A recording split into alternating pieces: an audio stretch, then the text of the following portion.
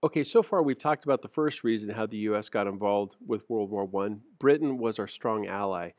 We need to also talk about the second reason is the Allies, particularly Britain and France, owed the United States banks a lot of money. And so let's talk about that one now.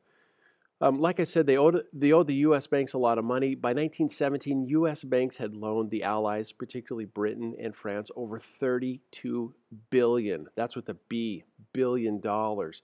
Now, they they thought that this was going to be a pretty safe loan to make.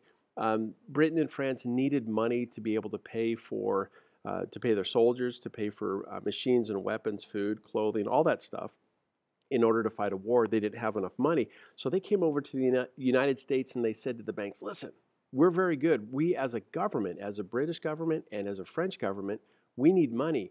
And they went to the private banks and they said, banks, will you loan us money?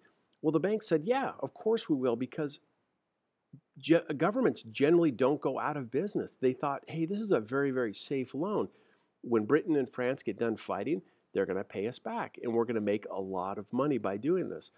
The problem was if Britain and France lost to Germany and Austria-Hungary, if they lost that, guess what? Those countries' governments disappear, and those banks would never get paid. They wouldn't get a penny of that money back. And so pretty soon the banks started pressuring the United States government, saying things like, wow, hey, these guys owe us billions of dollars.